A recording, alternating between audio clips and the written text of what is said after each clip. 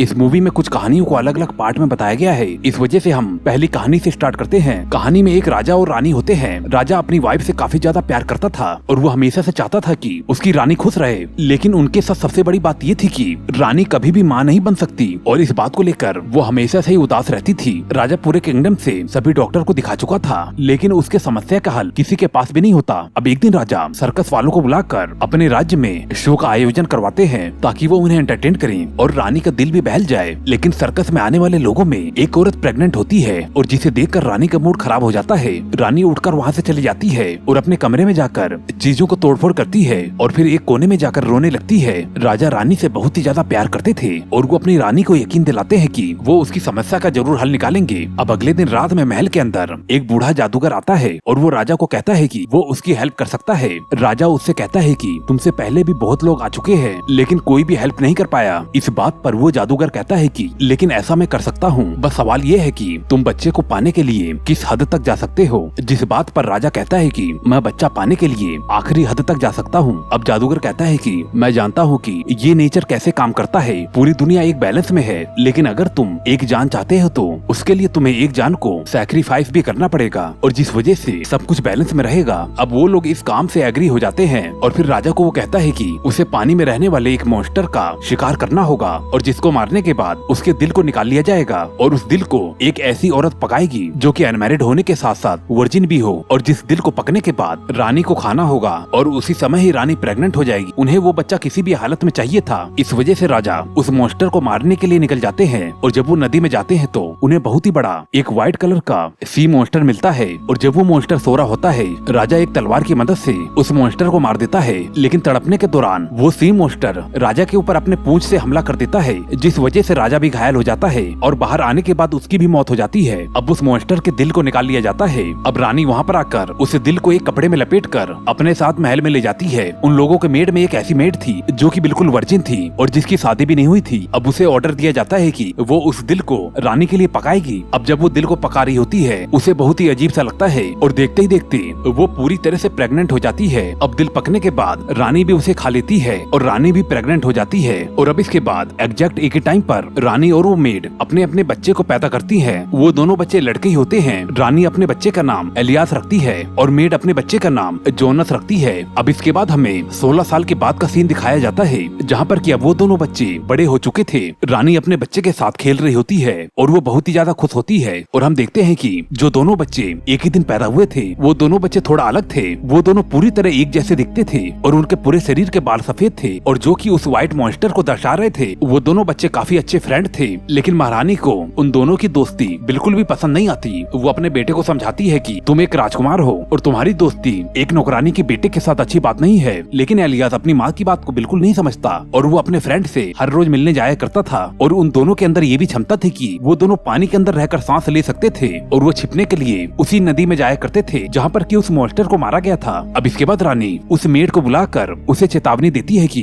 अगर उसने अपने बेटे को नहीं समझाया तो उनके पूरे परिवार सहित वो किंगडम से बाहर निकलवा देगी। लेकिन फिर भी वो दोनों चुप चुप के मिलते थे। अब एक दिन वो लोग ऐसा करते हैं, जोनस एलियस के कपड़े पहनकर रानी के पास चला जाता है, लेकिन रानी पहचान नहीं पाती कि वो उसका बेटा है या नहीं। लेकिन उसे गले लगाते समय उसे शक हो जाता है और वो छिपकर उनकी बातें सुन लेती है, जिस वजह से रानी को सच्चाई का पता चल जाता है। तो फिर वो उसके बाद गुस्से में जोना को किंगडम से निकालने का फैसला दे देती है। अब जोनस किंगडम से जा रहा होता है। एलियस उसे रोकने की बहुत ही ज्यादा कोशिश करता है, लेकिन जोनस नहीं रुकता। अब जोनस एक चाकू से वहाँ के एक पेड़ की जड़ में चाकू से होल कर देता है और वहाँ से पानी बहने लगता है। अब जोना उससे कहता है कि जब तक ये पानी साफ रहेगा, जब तक कि तुम समझना कि मैं जिंदा हूँ, और जब ये पानी लाल हो जाएगा तो और फिर तुम समझ जाना कि मेरी जान को खतरा है। और ये कहकर वो यहाँ से चला जाता है। अब इसके बाद कई महीने गुजर जाते हैं और एलियास हर रोज पानी को चेक करने आता है। लेकिन एक दिन वो फिर से पानी को चेक करने आता है तो वो देखता है कि पानी रेड हो चुका है और फिर वो समझ जाता है कि अब जोना की जान को खतरा है। वो अपनी माँ को बिना बताए ही जोना की तलाश में निकल जाता है। अब काफी तलाश करने के बाद उसे जोनस का घर मिल जाता है। दोनों के चेहरे मिलते थे,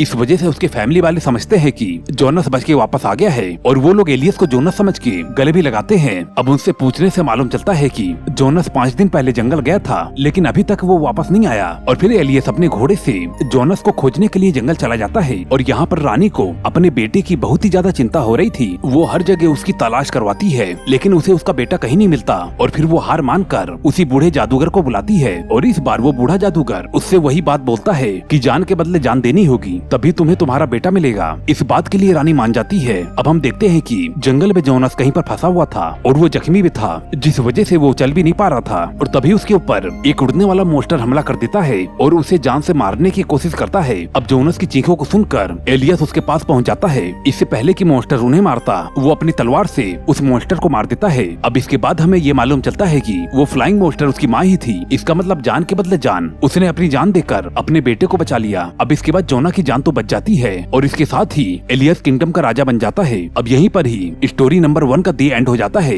अब इसके बाद हम स्टोरी नंबर 2 को देखते हैं, जो कि एक राजा और एक बूढ़ी औरत की होती है। इस राज का किंग काफी अय्याश होता है। उसके चारों तरफ हर समय लड़कियां होती हैं और वो हमेशा से ही लड़कियों के साथ अय्याशी करता था, लेकिन अभी तक उसे ऐसी लड़की नहीं मिली थी जो कि उसकी रानी बन सके, यानी कि कोई ऐसी जिसे वो दिल से चाहे और उससे शादी कर सके। वहीं पर ही महल के पास एक गांव में 2 बूढ़ी औरतें रहती थी। वो दोनों एक साथ रहती थी और घर से भी बहुत ही कम निकलती थी और उन दोनों बूढ़ी औरतों की अभी तक शादी भी नहीं हुई थी। वो दोनों औरतें इतनी ज्यादा बूढ़ी हो चुकी थी कि उनके मरने में ज्यादा समय नहीं था, लेकिन अभी भी उनकी आवाज बहुत ही सुरीली थी, यानी कि अगर वो बात करती थी तो ऐसा लगता था कि कोई जवान और खूबसूरत लड़कियां आपस में बात कर रही हों। अब एक सुबह जब उनमें से एक बूढ़ी औरत गाने को गा रही होती है और तभी उसकी सुरीली आवाज राजा अपने महल में से सुन लेता है। आवाज राजा को बहुत ही ज्यादा पसंद आती है और वह उस आवाज को फॉलो करते हुए उसके घर के बाहर पहुंच जाता है, लेकिन वो बूढ़ी औरत दरवाजा नहीं खोलती। उन दोनों बूढ़ी औरत में एक का नाम डोरा और दूसरी का नाम एमा था। डोरा जो कि काफी ज्यादा चालाक और लालची थी,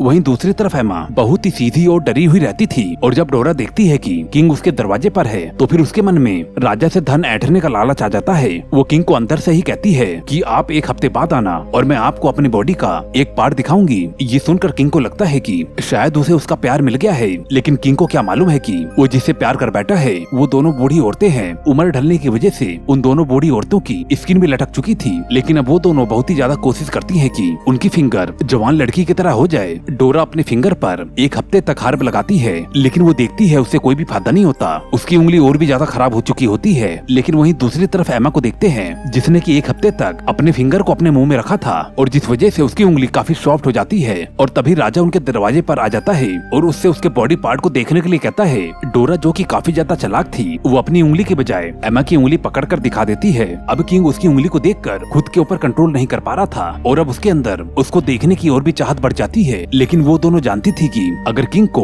उनकी इस हरकत का मालूम चल गया तो किंग उन्हें जिंदा ही मार देगा। अब जिसके लिए वो फिर से एक शर्त रख देती है और वो कहती है कि मैं आधी रात में तुम्हारे महल में आऊंगी, लेकिन शर्त ये होगी कि वहाँ पर पूरा अंधेरा होना चाहिए और हर कैंडल को भी बुझा देना होगा। अब जिस बात के लिए किंग एग्री हो जाता है, अब एमा डोरा की बॉडी को किसी ग्लू केमिकल से टाइट करती है ताकि उसकी स्किन किसी जवान लड़की की तरह लगे। अब आधी रात को किंग का कोई आदमी डोरा को लेकर आता है और उसके शर्त के मुताबिक महल में अंधेरा कर दिया जाता है। अब इसके बाद नरम बिस्तर पाकर डोरा को बहुत ही तेज नींद आ जाती है और सुबह हो जाती है और राजा को भी लग रहा था कि लगता है कुछ गड़बड़ है। और जब रोशनी करके वो देखता है तो फिर वो ये देखकर बहुत ही ज्यादा चौंक जाता है कि उसने पूरी रात एक बूढ़ी औरत के साथ गुजारी। इस वजह से वो बहुत ही ज्यादा आग बबूला हो जाता है और डोरा को अपने महल की खिड़की से बाहर फेंकवा देता है। लेकिन जंगल के पेड़ों की वजह से डोरा बच जाती है और उसे जंगल में एक लेडी मिलती है जो कि उसे पेड़ पर से उतार कर उसे सुला देती है। और जब सुबह होती है तो डोरा जवान हो चुकी होती है, जो कि बहुत ही सुंदर दिख रही थी और उसके बहुत ही लंबे और सुनहरे बाल भी थे। अगले दिन जब किंग शिकार के लिए उसी जंगल में जाता है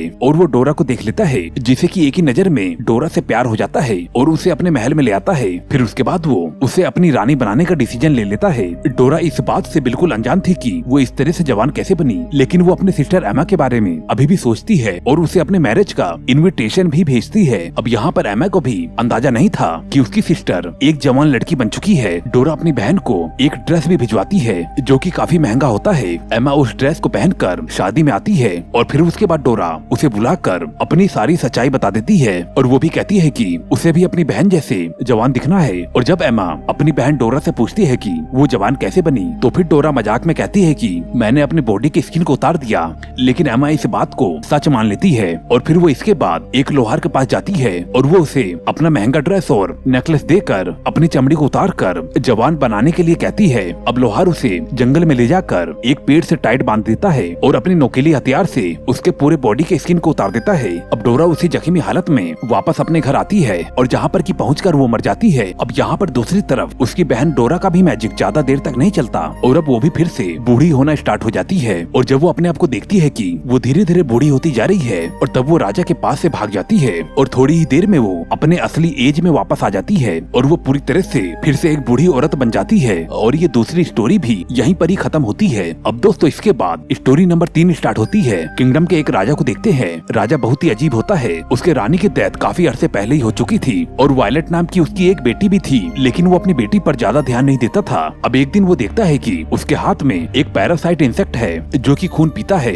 राजा को वो इंसेक्ट काफी अच्छा लगता है और वो उस इंसेक्ट को अपना खून पिलाता है। इसके बाद वो उसे अपने रूम में ले जाकर एक शीशे में बंद करके रख देता है और हर रोज वो उसे अपना खून पिलाकर उसे पालता था। अब समय के साथ साथ वो इंसेक्ट काफी बड़ा हो जाता है। वहीं दूसरी तरफ वायलेट को देखते हैं जो कि काफी यंग हो चुकी थी और उसके मैरिज की भी उम्र हो चुकी थी, लेकिन राजा उसके शादी के लिए बिल्कुल भी ध्यान नहीं देता। राजा अपने इंसेक्ट के साथ ही काफी खुश रहता था। राजा का इंसेक्ट अब काफी बड़ा हो चुका था, लेकिन एक दिन उसका पैरासाइट इंसेक्ट बीमार हो जाता है और बीमार होने के कारण वो मर जाता है। राजा जिस वजह से काफी दुखी भी होता है। इसके बाद वो राजा उस इंसेक्ट के पूरे स्किन को उतरवा देता है। इसके बाद वो अपनी बेटी को कहता है कि अब तुम्हारे हस्बैंड को ढूंढने का समय आ गया है और बताता है कि मैं एक कंपटीशन रखने वाला हूँ, जो भी उस कंपटीशन को जीतेगा वही तुम्हारा हस्बैंड होगा। वायलेट इस बात से ज्यादा खुश नहीं होती क्योंकि वो अपने पसंद का हस्बैंड चाहती थी, लेकिन फिर भी राजा की बात मान लेती है। अब उस कंपटीशन के बारे में पूरे किंगडम में ऐलान कर दिया जाता है और राजा उस इंसेक्ट के स्किन को अपने महल में लटका देता है और अगर जो भी बताएगा कि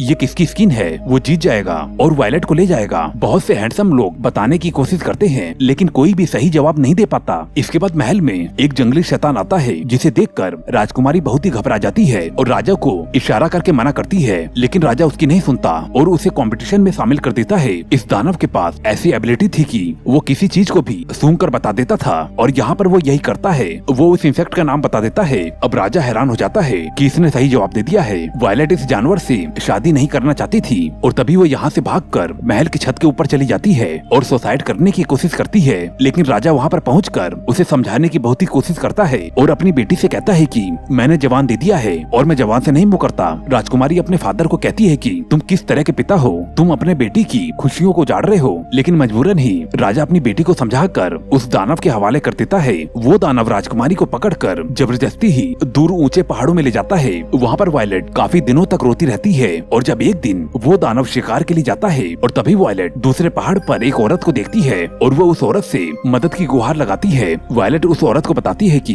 वो एक राजकुमारी है जिसे कि एक दानव ने यहाँ पर कैद कर दिया है। वो दोनों औरत एक दूसरे से काफी दूर थी, जिस वजह से वो वायलेट की मदद नहीं कर पाती और फिर वो लेडी अपने बेटे को बुलाकर उसकी हेल्प करती है। उसका बेटा एक रस्सी के सहारे वायलेट को लेकर इस पार आने लगता है, लेकिन तभी अचानक वो दानव उन्हें देखकर रस्सी पर लटककर उनके पीछे आने लगता है। अब जैसे ही वो पहुंचने वाला होता है वो रस्सी को काट देते हैं, जिस वजह से दानव खाई में गिर जाता है, लेकिन असल में दानव नहीं मरता और वो वापस आकर रास्ते में ही उनके ऊपर हमला कर देता है। वायलेट के अलावा वो सभी को जान से मार देता है। अब वायलेट के पास कहीं भी भागने का रास्ता नहीं था। वायलेट को पकड़ने के बाद वायलेट पर वो गुस्सा दिखाता है, लेकिन तभी वायलेट शांत होकर उसे गले लगाने लगती है और जिस वजह से उसका गुस्सा खत्म हो जाता है। और जब वो दानव वायलेट को अपने कंधे पर बैठने के लिए कहता है और तभी चालाकी से वायलेट उसके गले को काट देती है और वो दानव वहीं पर ही मारा जाता है। अब वायलेट उसके सर को काटकर महल में राजा के पास ले आती है और यहाँ पर हमें मालूम चलता है कि राजा अपनी बेटी के जाने की वजह से काफी ज्यादा बीमार हो चुके थे। अब वो अपनी बेटी को देखकर बहुत ही ज्यादा खुश हो जाते हैं और कुछ दिनों में ठीक भी हो जाते हैं। अपनी गलती के प्रायश्चित के लिए वो अपनी बेटी को